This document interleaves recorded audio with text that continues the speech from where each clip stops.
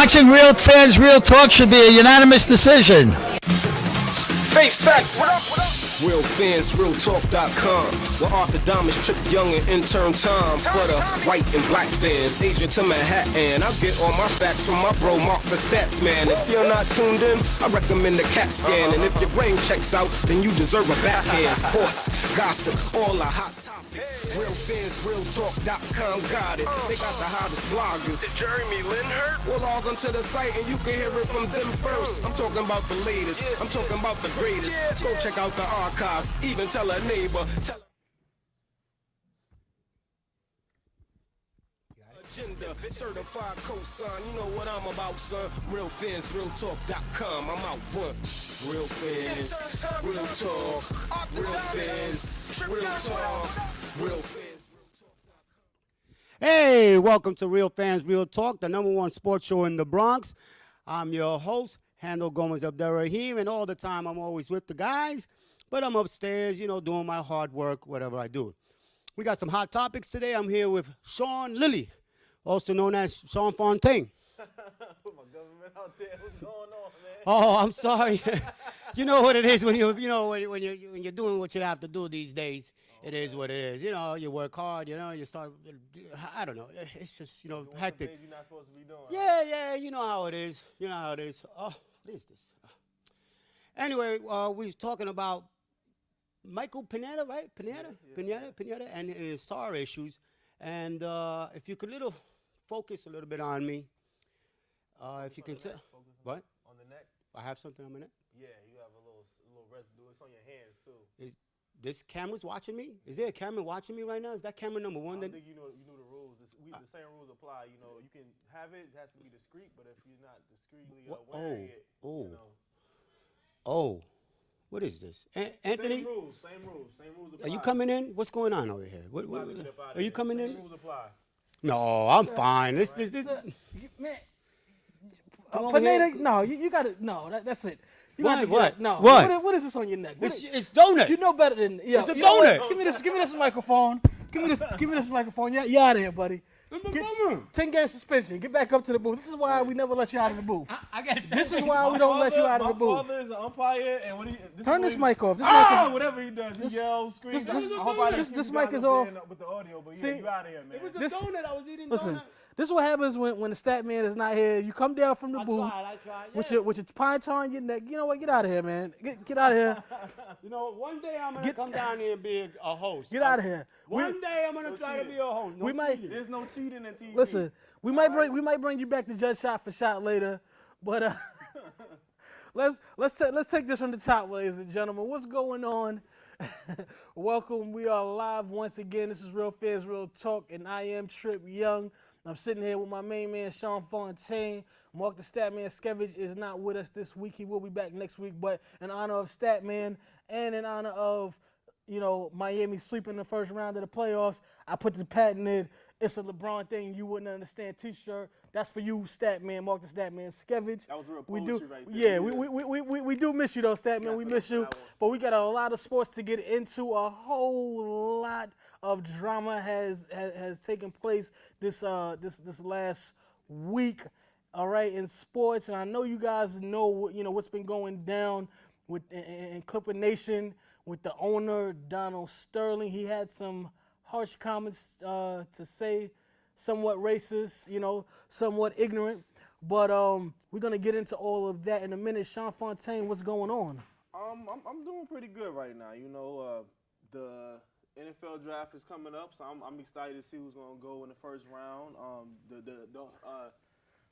Seems like the Pacers might be out of the playoffs pretty soon. It's a lot of great first round action going on in baseball. Yeah. Basketball, I should say. The Miami Heat sweep. So it's a pretty good week for me, And plus, I've been getting some good lifts in the gym, so I'm happy. I was showing you some of my progress earlier. So whenever we weigh in again, follow Sean Fontaine on Instagram, please. He needs some new followers, guys. So follow him on Instagram. He's giving out workout tips and whatnot. So follow him, please, on Instagram. Follow us on Instagram too at Real Fan Talk. It's the same thing on Twitter at Real Fan Talk. And if you're on Facebook, like us on Facebook, facebook.com/ facebook.com/Real Fans Real Talk.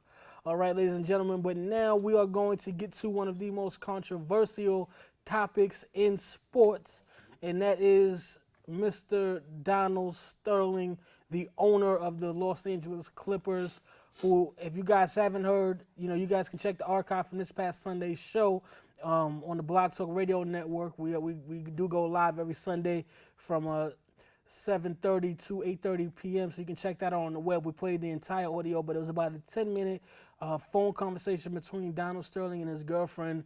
And That was one the of first conversation. yeah, that was the second one. But one of the most controversial and most ignorant, racist conversations that I've heard in the sports world. And as a result, the hammer has been laid down, as I like to say. I do want to commend the new commissioner because this is a rough thing to come in on, his first year on the job, and and you got to deal with something like this. But the league has spoken, the commissioner has spoken, the people have spoken, and as a result of Sterling's comments, he will be fined $2.5 million, which I know for somebody who's worth $1.9 billion is really nothing. As Statman would say, that's his Happy Meal money. But he has also been banned for life.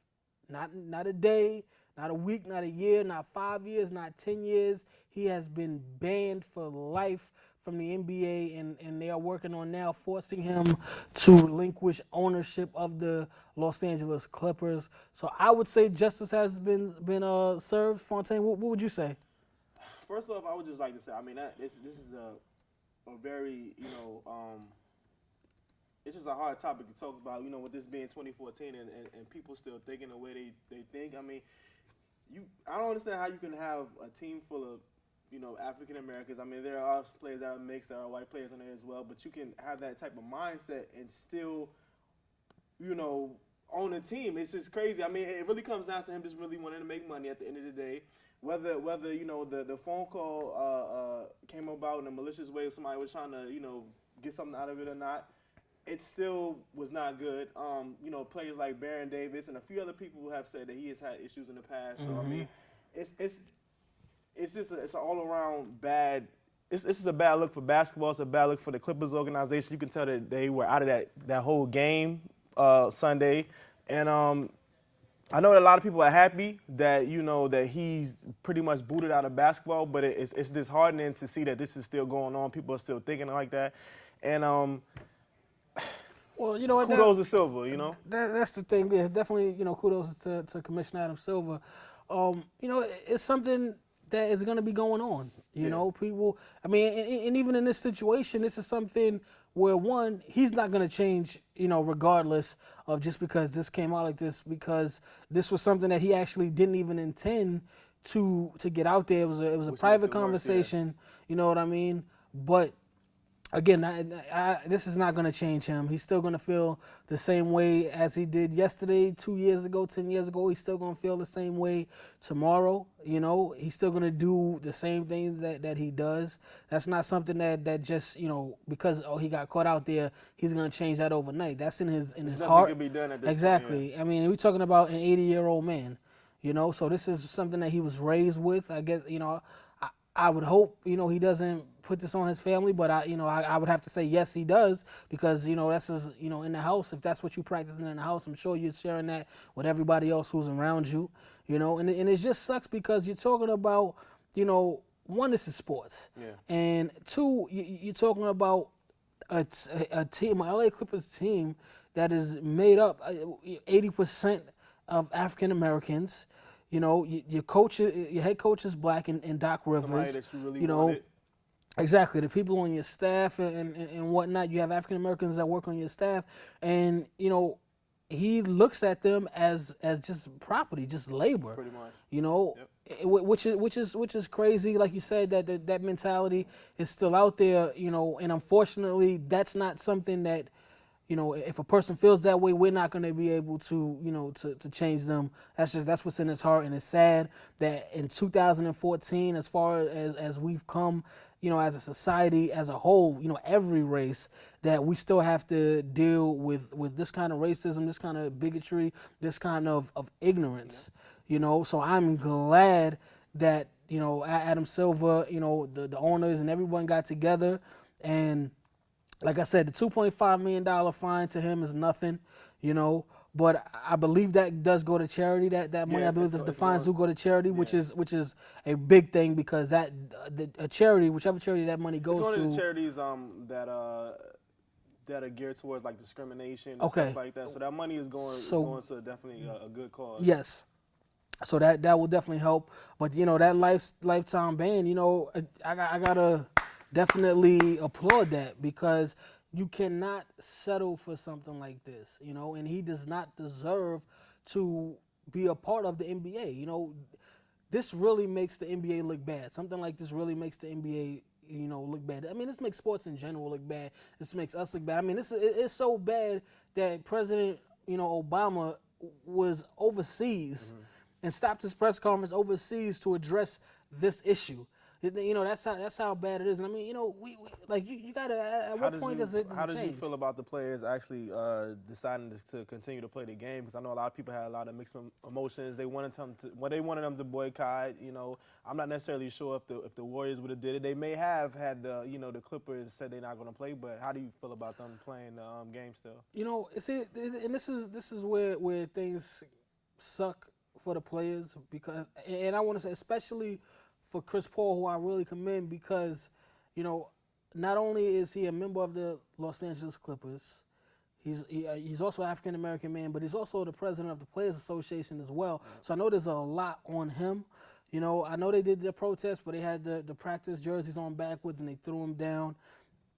But you know what? At the same time, you know, I was watching Mike and Mike in the morning, and Mike Golick was saying that, you know, he never once in his career said, I want to go out and win this game for the owner of the organization. You want to win it for yourself. You want it for yourself. You want to win it for your family. You want to win it for your fans. You might even want to win it for your coach.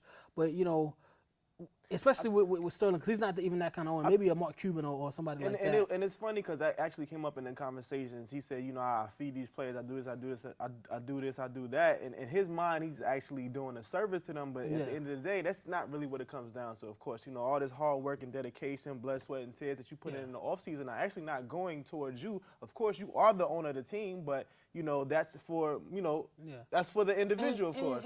And you know, the way he looks at it, these players do it for themselves.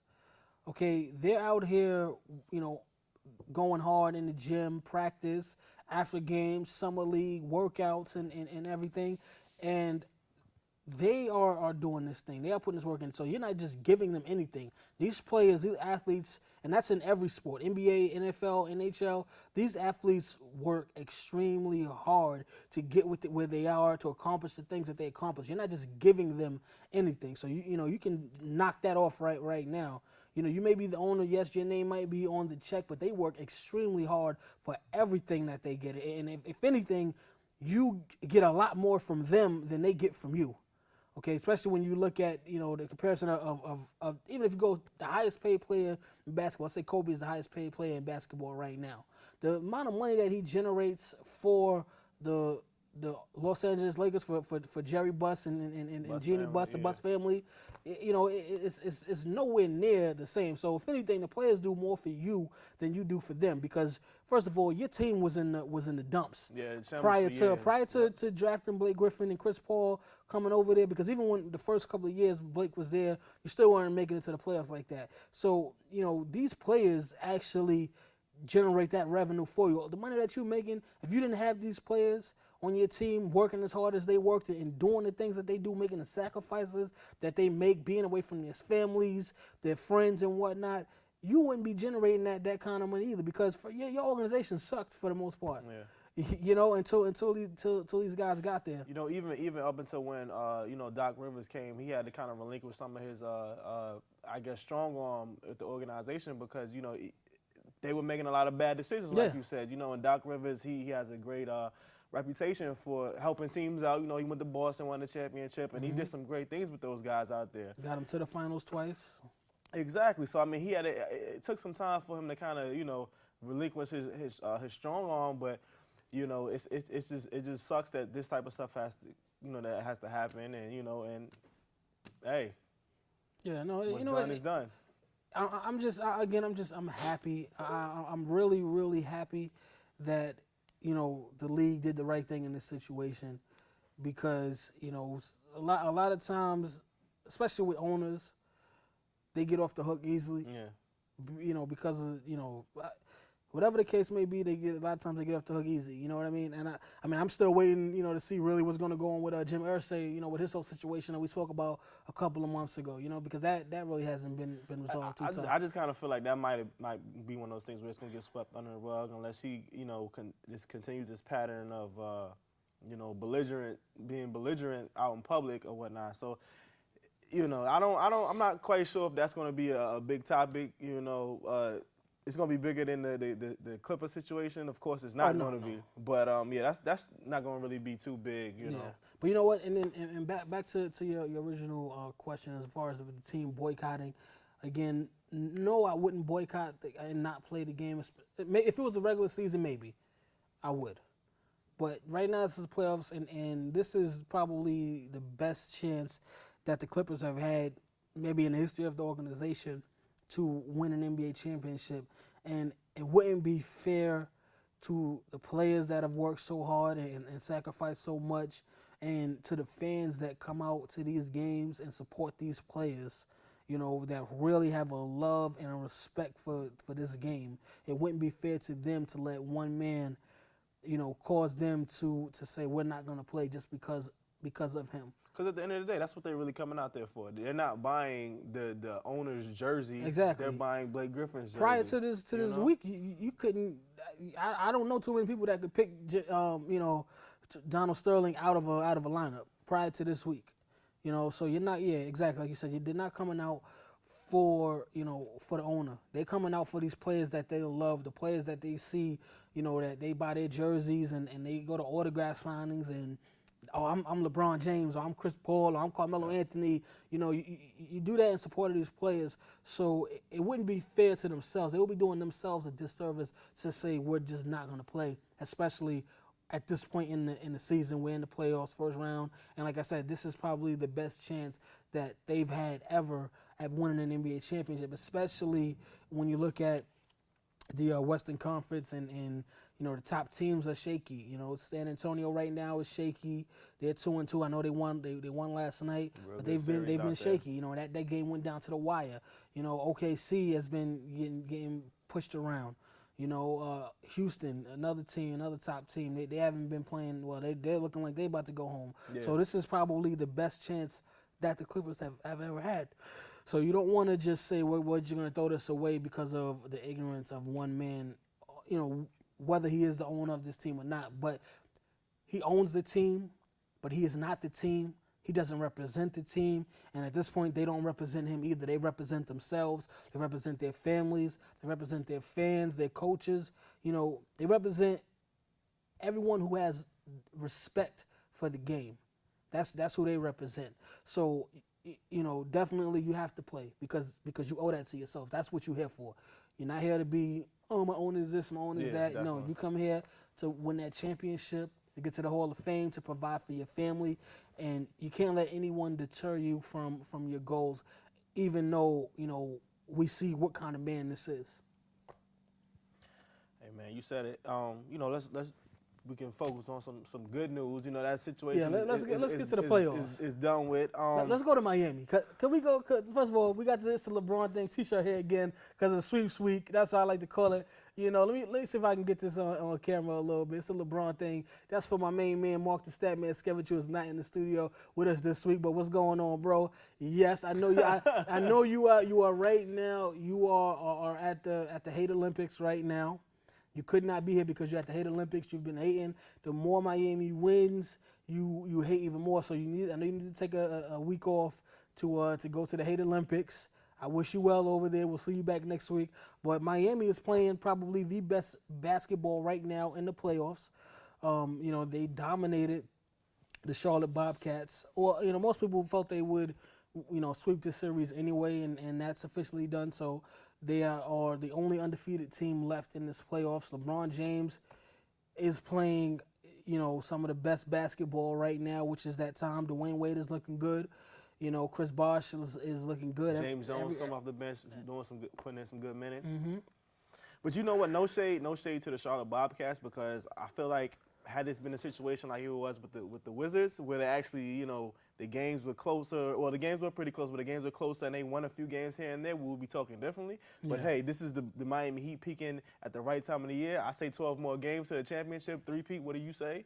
Well, you know I'm right there with you. I know if Statman was here, you know, he'd be hating over there and not going along with that. But, you know, I got to go with Miami right now. I mean, they're just playing the best basketball. If you look around, you know, the rest of the series, you know, everybody is, you know, is having good and bad games. Miami has been consistent throughout. You know, I know, you know, Al Jefferson did not play in Game 4. Kudos to him. He had a hell of a series, though, even though he was hurt. Yeah, he played some great basketball. And, you know, Miami, after winning the first 2 games at home, where I thought, you know, Charlotte might make it a little closer going into Charlotte, but, you know, Miami came and they really put the foot down, you know, on the Bobcats' neck in that first game at home, and that kind of set the tone. And I just got, you know, that which is why I think Al Jefferson being there in Game 4 didn't even matter. You know, Miami had the confidence, they had the momentum, everything going in. I think that series was going to be over in 4, whether Al Jefferson played or not. But shout out to Al Jefferson. I wish him a speedy recovery. You know, he's dealing with the foot injuries. But, you know, Miami is hot, and they're gonna stay hot. As long as they keep doing what they're doing, they're playing well on both sides of the ball. You know, they're making just great plays. And I'm looking forward to seeing them. They will be playing either the Nets or Toronto in the next round of the playoffs. I know Brooklyn kind of slipped up, guys. I've been pulling for them. I've been trying to get them. I'm going to have to go back down to the Barclays Center and have a talk with everybody. You know, I have a little team, me club players only meeting with just myself and then the players, and I'll get them ready because they are going back to Toronto, you know, for the next game. Young boys are not going away, man. They're not. They definitely listen.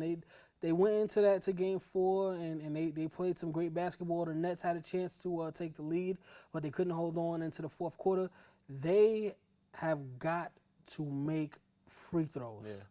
That's their problem coming down the stretch, because that changes things. When you're not making your free throws, and then you see the lead start going and going, and you're missing, and you got to change your strategy, how you would do things, and you want to start shooting more threes and difficult shots and whatnot. So they have to get those free throws together. But who are you taking in Game 5 in Toronto?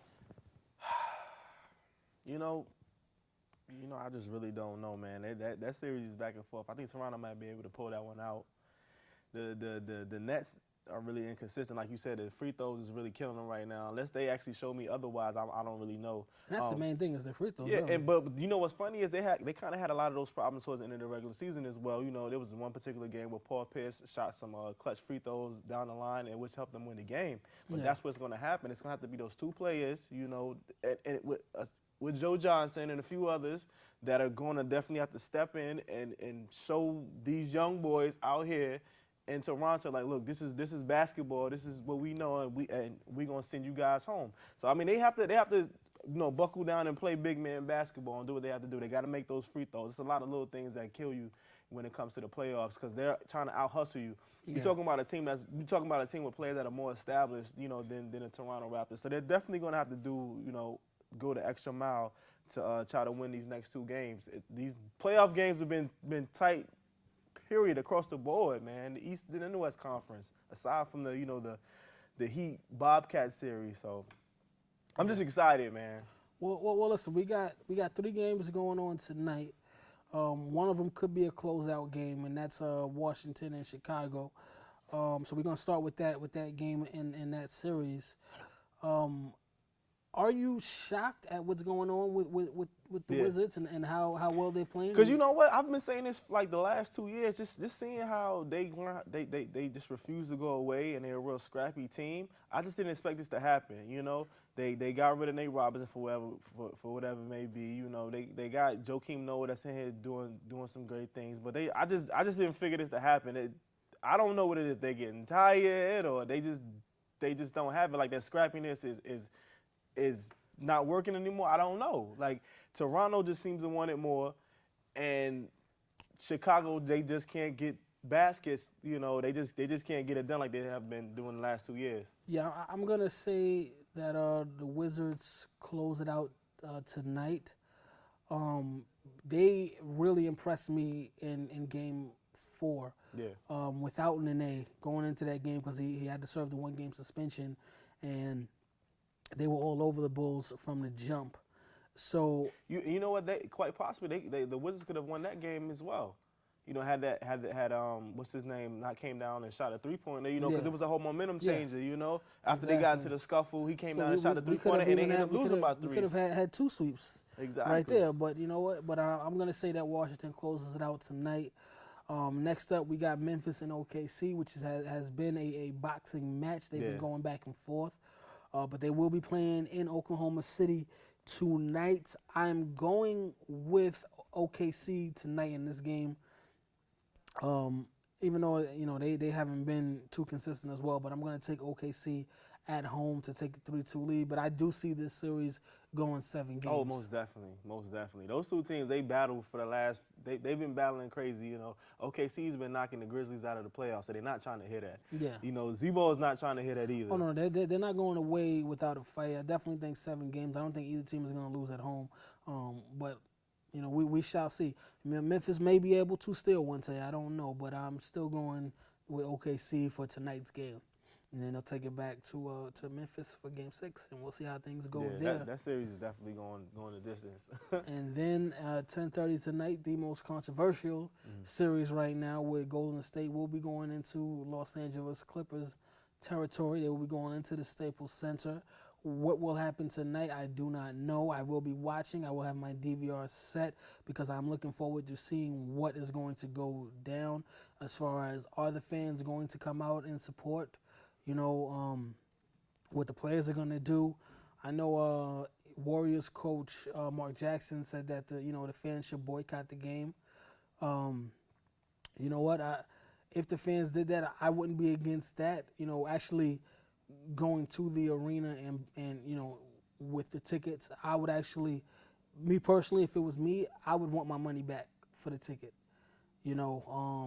So just because I don't because I don't want to put, like, I'll still watch the game because I'm still going to support my team. If the Clippers were my team, I would still watch the game, but I'm not going to put any money into Donald Sterling's pocket if that was me.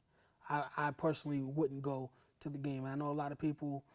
Marcellus Wiley, who's retired from the NFL now, he said he was planning on going to the game with his father. He went to Game 1 in L.A., but he would not be going to this game. He is going to be protesting. And, I mean, just around the league, everyone has been speaking their piece.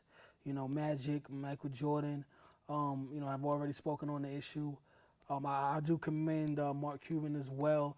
And actually, Dan Gilbert, the Cavs owner, who has just shocked me, he kind of stepped forward. I really would have liked to see more owners step up to the plate and say something about it. I know, obviously, Magic and Michael, they're 2 African-American owners, so I know they're going to say something. It's a real touchy subject. I feel like, they said something now, once it kind of, the situation, it went on a little bit more, and everybody kind of knew.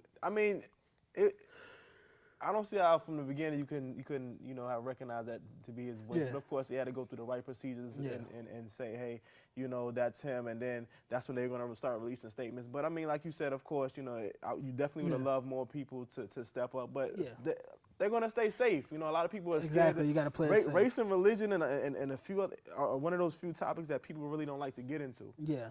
Especially with sports and life and just in general, And that's the thing that sucks because, it's just, listen, right is right and wrong is wrong. This man, made these comments, whether or not it was his intention for his comments to go public, they did. And that's the intent that's in his heart. And this is not even the first time. It's the first time that it's been made this big of a deal, but it's not the first time that this has happened with him. And you know what? And I'm actually, I want to go back because I commended the NAACP for not giving him the Lifetime Achievement Award that they was planning on giving him next month. But now, after I found out that they actually, this was the second time. This is going to be the second time.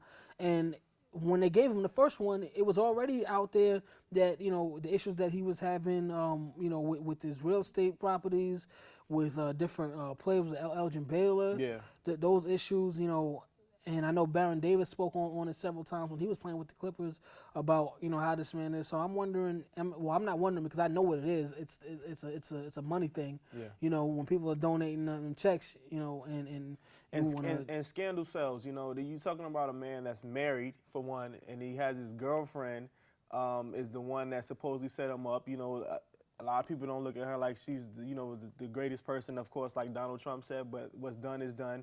It's out there. He said these things, and whether it was his girlfriend or Baron Davis that said it, is out there, Yeah. But scandal sells, like I said, and money talks. So that's why it's out there. We have we have officially, like I said, we got the ruling on that, which I'm definitely happy for. But as far as my pick for tonight's game, I'm not sure. I'm really not sure because I don't know who what the fans are going to do. Are the fans going to actually show up to support the team, or what? So I can't really say. I don't think that Golden State will beat up on them like they did in Golden State in a previous game. I think it will be a close game, but again, this one is too tough to call. There's just too much going on, too much emotions involved, too much of everything involved. So I'm gonna wait and see. I think it's gonna be one of those situations where they're not going to be happy, but they're going to be happy that something was done. So, like you said, it's going to be more of a close game, but I think the Clippers will actually pull this game out because you could just tell that their mind wasn't into it on Sunday. Yeah. Just the way they were playing, they were kind of lackadaisical up and down the court, and they were just livid, Yeah. Everybody had it in their face that they were just mad, but I think the Clippers actually will pull this game out and win, now that something that's being said. And I think that it kind of was done, the press conference and everything was kind of done strategically anyways. Like, you had the press conference today versus it being yesterday or versus it being tomorrow. So, I think it's going to do something to boost their morale. Will everything be over and done with by tonight? No, of course. But I think it'll do something to boost their morale. It'll give them a little extra hop in their step, and I think they'll pull out this game tonight. All right, so and then finally, those Indiana Pacers, they're not looking good. They are letting that 8th seed Atlanta Hawks beat them down. Roy Hibbert has been pretty much invisible throughout the series. I think that the Hawks close it out in Game 6. What do you think? Yeah, most definitely, man. It's funny. We're talking about an Indiana Pacer team that was fighting so hard for respect. They fought so hard for that first seed, for them to get to the playoffs and have a face a number 8 seed, outduke them on the court. Yeah. It's just crazy to me. I don't get it. And it's like when they play teams like the Miamis of the world, they want to step up to the stage. But then when they play the Atlanta Hawks of the world, not to give shade to them because they did make the playoffs. This is the NBA, and they are very great athletes, but they have to just step up. Everybody is fading away. Paul George, haven't heard too much from him. Roy Hibbert is not really doing anything. Lance Stevenson, where you at? No 5-on-1 fast breaks, no none of that. What's going on? What's going on, Brooklyn boy? Yo, listen, Rice High School. What's going on? I'm with you 110%, and I'm gonna actually go to a fan mail question while we're here. Christopher from Orlando writes, after acquiring 4 fouls with no points or rebounds in 12 minutes, is it time now for the Pacers to bench Roy Hibbert? 12 minutes, I would pretty much say he's being benched right now as it is. But if you're talking about, from the starting lineup, I would say yes as well. I think that they kind of need to go to small ball for this series because Atlanta has so many shooters, and they are getting lit up from the arc. So playing Roy Hibbert, who is kind of slow and sluggish, I think it is hurting them. I wouldn't say bench him, just for the whole game. You put him in there at some points. But I think that, at this point, in this series against this team, I would say yes. Yeah, you can't bench him. You got to get your money's worth. He's one of their premier players. He did get that $55 million deal. Exactly, and this is what they fought for. He talked all this smack in the offseason, about them getting to the playoffs, about being a number 1 seed. Nothing about winning the championship, all right? And you get here, and you pretty much lay down. Yeah, well, and you pretty much lay down. So no, I'm getting if I'm Frank, I want my money's worth. Even though he's not the one, I want my money's worth. You're gonna play. You're gonna give it your all, even though you're probably going home tonight. All right. hey, listen, if they go home, he's going home permanently too. This is He's true. gonna be another way. He's gonna be out of there. That's his job He's is gonna on be the with line. Mike Woodson doing sportscast. What are you gonna do? But we got the NHL playoffs going on. I know Statman usually takes the NHL, but I'm gonna cover it tonight. Hopefully, I don't do too bad. Let's go Rangers. They did win Game 5. They are going to Philadelphia to play Game 6, and that will be tonight. That's the only hockey game on tonight at 7:30. So I'm looking forward to the Rangers closing things out. Tonight. We need more championships in New York. Exactly. Man. I don't care. We're not gonna get him from the Knicks, who actually are looking forward to bringing in Steve Kerr. Let me just add that in. They're talking about bringing him in early in May. This. So Steve Kerr is it's looking like he's going to be that guy. As far as the other series in NHL, though, the Penguins did win last night, and they are leading in the series right now. Well, series is done actually now. They've won that series, so they will be advancing to the next round. They won the series 4-2 over the Blue Jackets. The Avalanche lost to the Wild last night, but that series is tied 3-3. So they will be going back to Colorado for Game 7. We shall see. That game will be tomorrow. And the LA Kings, they're still holding on, ladies and gentlemen. They have been fighting. They trying to get another Stanley Cup Finals appearance, and they beat the Sharks 4-1. So they're gonna play Game 7. Now that series is tied 3-3 as well. So we will keep you guys posted on all of these series as they go down. And before we get into shot for shot, we got a little bit of baseball news. First and foremost, the New York Yankees, as we are here in the Bronx. The Yankees? as my Hispanic friends would say. We are here in the Bronx right now, not too far from Yankee Stadium. And they are in first place in the American League East, playing some very good baseball right now, which I mean, you got to love that. Injury news, though. Bryce Harper has a thumb injury. He's going to be out until at least July. So, sports fans, I know the young boy is a hitter. He was doing okay, but he's going to be out for a little while. So we'll see how the Nationals do in that National League East without the young boy, the young budding star. We'll see how he does, but we'll keep you guys posted with all of that. And NFL news really quick. We have the Seahawks safety Thomas. He has now officially become the highest paid safety. He has a $40 million deal, 4 years worth $10 million a year. So 27 guaranteed. Can't knock the hustle, right? Taking off this time. And with that being said, we are going to jump into shot for shot. If we can get Michael Pineda, a.k.a. our programming director, we need his Handle Gomez, to get back out here on the set. We're going to jump in the shot for shot and have him judge it. But before we do that, let me just get to this last fan mail question, because we love the fans.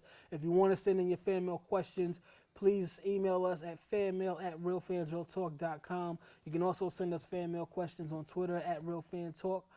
Or you can hit us up directly right now while we're on the air. Send your fan mail questions in, and we will answer your questions right here on the set. So I'm going to take this fan mail question. This is from Eugene from Austin. Shout out to Texas, man. I got family out there in Austin, Texas. So shout out to Eugene. And he writes in, do you guys have a problem Are they Cowboys fans? with pro teams? No. They're actually from New York, so they're actually Jets fans. Sorry, Eugene. They're actually Jets fans. But Eugene from Austin writes, do you guys have a problem with pro teams attempting to limit ticket sales to opposing fans? Seattle. To be honest with you, I really don't. It's your home team. You want to give your team the home field advantage, because I might be a little upset if it was me and I wanted to go to my team's game and they play it on the road, but I know if it was a home game, I wouldn't care either way. So I'm gonna say no. What do you think, though, Fontaine? I'm kind of here nor there with that. I mean, of course, this topic came up with the Seattle Seahawks and the 12th man and stuff like that, in that 49ers game, where they basically, they wanted to say, hey, you guys, you can't come here because we're trying to have that 12th man, and they pretty much won the game. But I mean, is it fair? I don't think it's fair, but You know, the do I 12th really man would have been in care? Seattle whether or not they had a couple of 49ers. Yeah, you know, I get mad sometimes, you know, when the Cowboys play the Giants, you know, and I can't get any tickets, all right? But hey, I mean, this is life, you know? It happens that way. It's sports, man. Worry about what happens on the field. Exactly. Well, with that being said, Mr. Pineda, we got you a certified Are rep you going to be jersey. clueless about the rules also? Yeah. Yo no entiendo inglés bien. Estoy aquí en América viviendo mi vida. I love baseball. You know what's funny about that? Transcribo en español. You know what's funny about that? Because they were talking about how they have other Japanese players that have been translated. And the Spanish players don't have translators. But I'm like, we're in the Bronx. Yeah. The Bronx, New York is the second most heavily populated Hispanic. We should have a topic on that. You're Latin, right. in the United States behind Miami. So I'm trying to figure out how is it you did not know that you cannot do this, all right? We should have had translators anyway because, Japanese baseball players have their translators and Latin baseball players don't have theirs. But nobody else speaks Spanish in that entire facility? Everybody. Obviously. Do we not know people that work there? Well, actually, the one, I think Cano left. My cousin, right? Come on, Cano. Come on, So Cano. blame it on Cano again. Cano. Yeah, everything is Cano's fault. Nobody's saying, come on, man. Everything is Cano's fault. But you want to take it away, Mr. Pineda? See. A long time ago now, should Frank Vogel's job be safe if the Pacers make it out of the first round? Who's first? Sean, right? Well, you know what? Statman was actually the champion last week, but he's not here, so we'll let you pick who you want to go first. I'll go with Sean. Is that my chocolate? Yeah, it's your chocolate. Should Frank Vogel's job be safe? I'll say yes. I can't say that he's made any bad decisions as far as with the team. I think it's more or less of the players and not stepping up to the plate. He's coached a great team. They made it to the first seed, so I can't really say that it's his fault, So I'll say yes, his job is safe if they don't make it. Trip Young. All right. You know what? We starting off the gate with disagreement. No, man, you got to get those players motivated. Larry Bird went out in the offseason, put a very good team together. Added on Scola, C.J. Watson. They brought in Copeland. And we're talking about a team who, the first half of the season played great, and he hasn't been able to get those guys back in order, back motivated. And now they're down 3-2 right now to the 8th seed Atlanta Hawks, who are not even at 500, let alone over 500. So, if they don't come out of this first round, yeah, he's got to go. It's time for a change. It's time for the coaching change. It's time to break that team up. Sean, what'd you say again? The chocolate got me bugging, man. So you say he's going to keep his job? Yeah, I say And that. I say it's more of the players' fault. The players' fault? And you're talking about motivation. You're talking about the players' fault. I'm looking at the players' fault.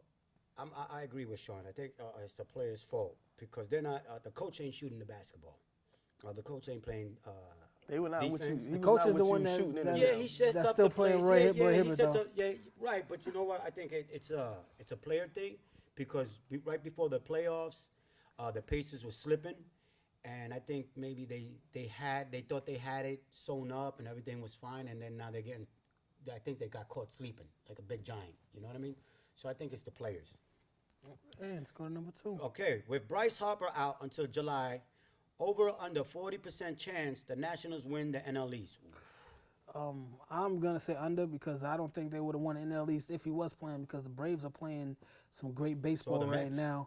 And yeah, then they're actually in the National League. The Mets are full off. The Mets are and Miami. The Mets are in second place. The Nationals are in third place in the NL East right now. But it's definitely under. Yeah, I'm gonna have to agree with you, man. They got a few other injuries. They got Ryan Zimmerman, Wilson Ramos, or whatever. So we don't know what's going to happen. Those are fairly young guys, but those are some pivotal positions. Yeah. And for them to try to take the NL, that's definitely a tough division. Yeah. They are going to have to get these guys in here a little sooner because it's going to be October before you know it. Yeah. It's going to be. So you guys are even basically on that one. Mm-hmm. So we go to the next question. Sean Fontaine's still up 1-0. Cuestión número 3. Will Vince Young start at quarterback again in the NFL? Who's Vince Young? Exactly. We haven't seen Vince Young since Mac Brown, all right, and Big Dog and all those guys down there in Texas, all right? Listen, that's when you know it's bad, when we talking about who is Vince Young. Vince Young, you were a great player in college, but will you ever start again at quarterback in the NFL? I'm going to say El No, since we are speaking in Spanish today, all right? Because there's no other way to say no in other language, all right? Baby talk. No, definitely not. First of all, he has to make a roster first before we can even talk about him that's what I'm starting. saying. I was going to say, Well, I know he they said he might have the developmental league, so he might start in one of those teams. But hey, Well, we're talking about the NFL. developmental league. What's that? The AA league? Yeah, that's like high Alcohol is school. anonymous? Yeah, I gotta agree again on that one. So we go on to number 4. So number 4. So we still tied at 1. One up. One on Sean. Yes. Would Steve Kerr be a good fit for the Knicks head coaching position? I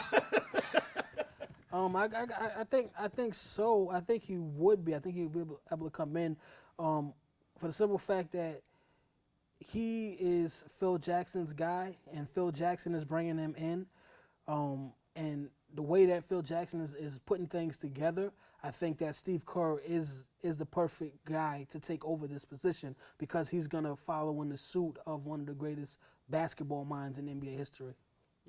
you know, when I think about this situation, I think about like the Mark Spoelstra, Pat Riley situation, where you had somebody that came up in the system, in the organization. Mark Spoelstra, of course, he was on the Heat staff. Right. You have Steve Kerr, where he was playing for For the man. for the man, Yeah. I can't do it, but yeah. So he was playing for him. Shawty, get in the game. So I think Phil is definitely going to be down there on the court during practice and stuff like that or whatever. Shooting But threes, right? he's going to be doing something. But I think he's definitely a good fit because he understands the message that that he wants to get across to that team, to that organization and whatnot, and he gets it.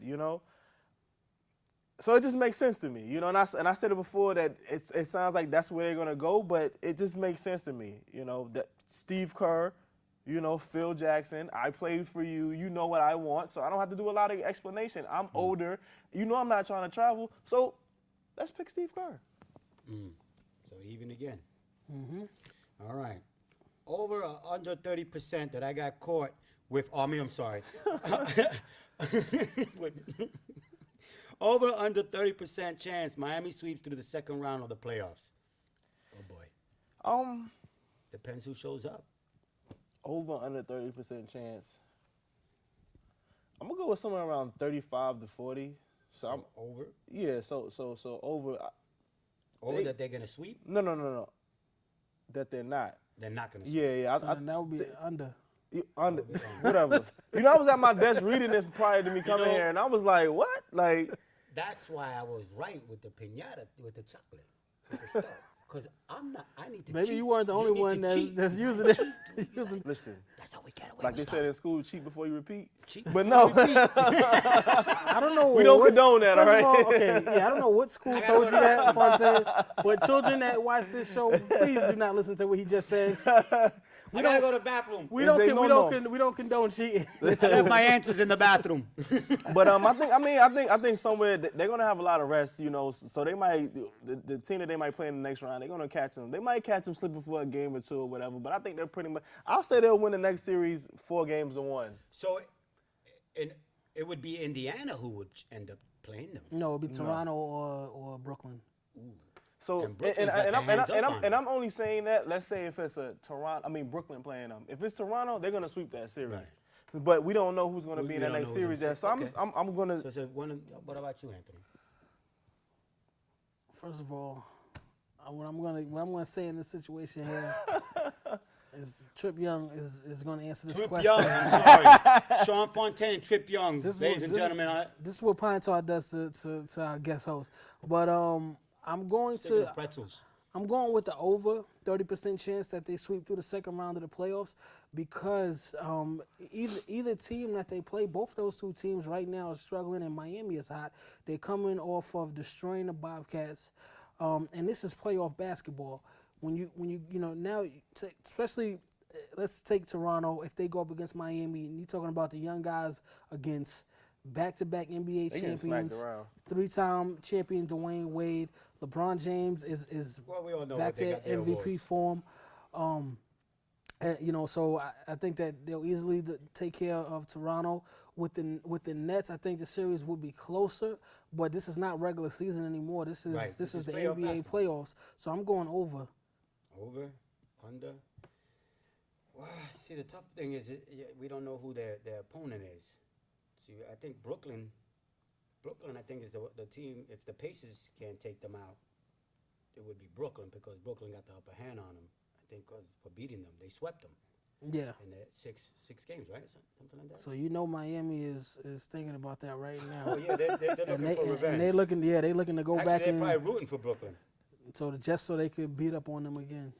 Oh wow, I don't know. I'm gonna have to go with Anthony. That way we get an overtime, and I can stay on the set longer. No, but it makes sense because Miami is looking for revenge, and if Brooklyn does show up, it's gonna be a battle. And if Toronto comes, I don't know what they may sweep them. So we'll go with Anthony. Now we need an overtime question. No. Yeah, if you got overtime, now you got to come with an overtime. I got an overtime question. What you want? Trip Young. Sorry. Okay. Pine Tar's going to his head now. Perdón. Okay. Do you think that the Yankees should start looking for what two positions do you believe that the Yankees right now to be able to take the East and win the World Series, to get to the World Series and the playoffs? What two positions do you feel that the Yankees need ASAP? Sean. Well, I'm just gonna go off for they made some moves in the in the off season. They got some hitters and stuff like that. So I'll say they could possibly get a DH, and it won't hurt to have another pitcher. I'm going to agree with you on the pitcher just because we lost Ivan Nova pretty much probably until like the middle of next season. And Pineda actually hurt himself today. So I'm going to agree with you on the pitcher, but I'm going to actually go to third base because we haven't had good hitting coming out of that position since A-Rod's whole scandal. Another one? So And you know what? That could have been the translator. I'm gonna go third base and pitching. Okay. Well, my thought was if one of you would have said pitching, starting pitching, and bullpen pitching, that would have been what I'm looking at. So you want me to ask you guys another question? No, because you can decide. All you have to do is say which one is more, third base or DH, which is out of those two positions. That's how you decide. Yeah, but this kid is Because we running low on time. So this kid is pretty running. Third base, DH, we got Carlos Beltran DHing and Soriano. So they're doing pretty good. Third base is a suspect right now. So we'll go with the third base and Pineda's problem again. And also, Which is also our guest co-host problem. Right. yeah, I told Hard, you. man. So I'm going to go with Anthony. Anthony. All right. You got it. I like how you just make up people's on the set.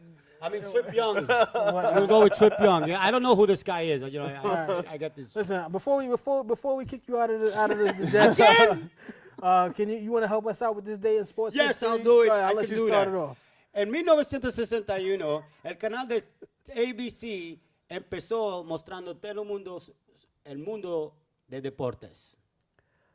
All right. Can you translate that for the English yeah. speakers, please? In 1961, ABC's Wild World of Sports debuts. All right, there we go. So I'll go in 1981. The Phillies' Steve Carlton is the first lefty to strike out 3,000 batters. this very day in 1997, the Kansas City Royals' Chili Davis is the 75th person to hit 300 home runs. 3,000 strikeouts, 300 home runs. I like that name, Chili. It reminds me of John Travolta playing Chili Palmer. Chili Palmer. Chili Palmer. Well, I forget the name of the movie, but Did that name come from like a bunch of jokes as kids, or like I don't did know. he really like chili? Well, I'm sure he got joked on. I'm like, hey, chili, man. Or did he not like the cold weather? So, gentlemen, like, I gotta go back, do what I gotta do. I really appreciate you having me and bringing me back from my The suspension. the next time that you come back, please do Trip not do Young, any I am dance. sorry. Sean Fontaine, All right. I'm sorry. It's really just the fans at home I'm concerned with. I don't want them to think that we just bringing cheaters up here on the set of Real Fans Real Talk. he said, "Cheat before you repeat." I went from donuts to eating pretzels. That way I didn't get caught with any pine tar accusations. There you go. All right. Before we get off of baseball, though, I do want to say this. The Yankees are in action tonight. And, of course, we will be welcoming back Mr. Cano, who decided to go play for the Seahawks team that he will not ever win a championship with. I might add. Seattle Mariners. Seattle Mariners, excuse me. I'm sorry. It's just, see, your pine tar is wearing off on everybody So now. disrespectful. But I'm going Yankees tonight at home. I think the fans are going to boo Cano right out of the stadium, as they should. Good night, ladies and gentlemen. All right. But who you taking tonight, Fontaine? I'm going with the Yankees all day, man. I'm Yankees, man. Yankees, man. The Yankees, all right. Yankees. Can you translate that in Spanish? What? Vamos los Yankees. There we go. But we got boxing, big fight coming up in boxing. Oh, this weekend. Marcos Maidana will take on the undefeated, the best pound-for-pound champion in the sport of boxing. My main man, Floyd Money Mayweather, will be in action. And, of course, I'm going with the boy Floyd Mayweather. Could you go any other way? Yeah, man. I actually, you kind of got to, this is what I do prior to watching fights with people that I'm not too familiar with. I'm a boxing lover, but I haven't watched certain people as much as others have. But he's looking at his older fights and looking at his more current fights with, let's say Adrian Brawner, who got the crap beat out of him.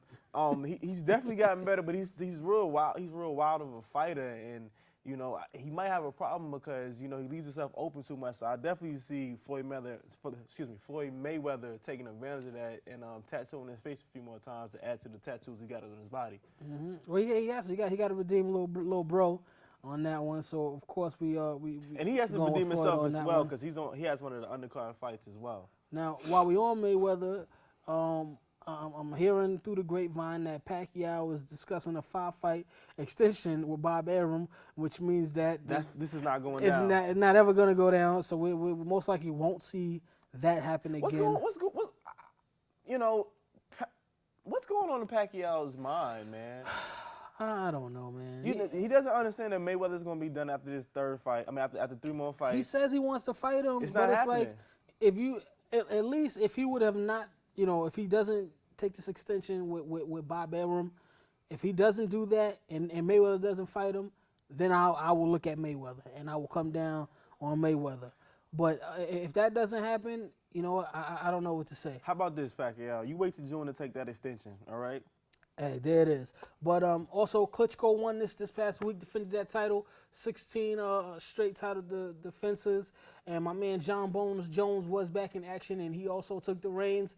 But with that being said, for myself, Trip Young, Sean Fontaine, this is Real Fans Real Talk. We will be back next week live right here on Blacknet. Check us out on the Real web, Fans Real Talk.com. With Arthur Diamond, Trip Young, and intern Tom. For the white and black fans, Asia to Manhattan. I get all my facts from my bro Mark the Stats Man. And shout out to Mr. Pineda, / our program and director handle, and our intern JoJo. What's up? I see you. Thank you. We'll see you next See you week. next week. Peace. It's a LeBron thing. Well, log You on to the understand. site and you can hear it from them first. I'm talking about the latest. I'm talking about the greatest.